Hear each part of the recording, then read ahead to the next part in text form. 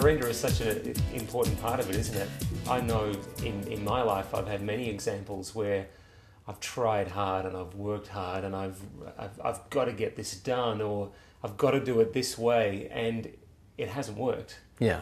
It's just got me more pent up and frustration and all these emotions that really don't serve you. When I've finally gone, oh, you know what, whatever, and just thrown my hands up in the air and surrendered to it, the flow has begun like that. Exactly right. Yeah. And there's a lot of interesting science behind that. And what they discovered is something that I discovered with photo reading. If you just trust it, just let it go. I'm going to ask you a bunch of questions.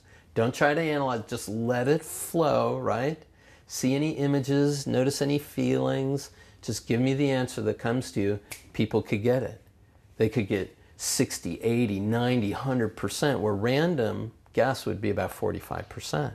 What would happen in their studies is somebody could do this very quickly, and their ability to do it would drop off catastrophically, and they couldn't produce the effect, over and over and over, couldn't produce the effect until, guess what? They finally say, oh, to heck with it. And all of a sudden, the ability to do it comes back. It's that ability to let it go, because as soon as you think you own it, your conscious mind and ego grab it and try to run it. Isn't that true with the ego too, that when you try and do that, you know, if you're sitting there and you're asking me questions and you're saying, okay, you've just photo read this book, now I'm going to ask you some questions. I want to get the answers right. Yeah. You Immediately. And that's what closes the padlock up here, yeah? Yeah, cognitive stress is amazing. It'll negatively and narrow your attention, your perception, your thinking, your decision making, your memory. It affects everything as soon as you go under cognitive stress. And the stress that we put kids into in school is exactly what we're talking about. That's what I was about to mention then. Yep.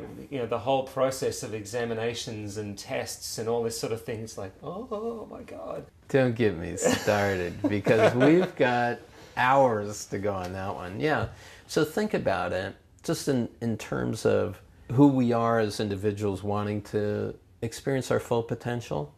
It's about letting go. It's about these states of appreciation and gratitude and love and trust and surrender.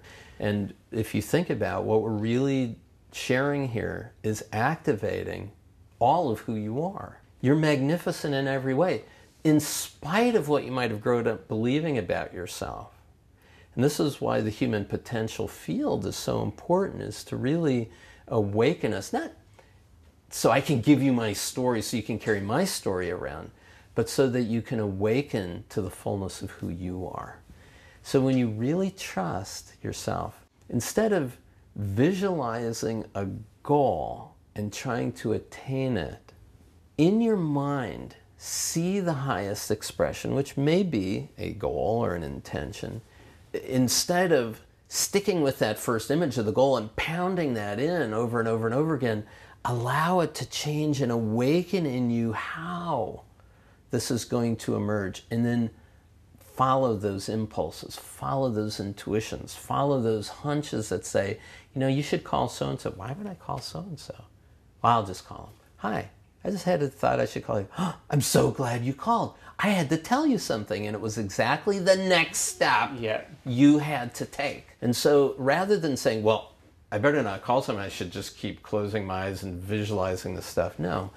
Allow it to awaken in you those potentials that are trying to emerge. And when you're open to that sort of thing, it's amazing how many times that happens. Constantly. And it's not that it's just started, it's just that before all these things were coming to us and we just weren't taking notice. Exactly right. It's called serendipity or synchronicity.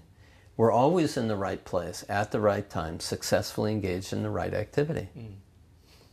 And if we're busily saying, I can't do this, I'm not worthy, this isn't going to work, I'm probably doing this wrong, we're so busily convincing ourselves to stay away from our fullness that it never has a chance to really express itself. So, you know, come into it with an open heart, open mind, open will, and allow it to do its work with you.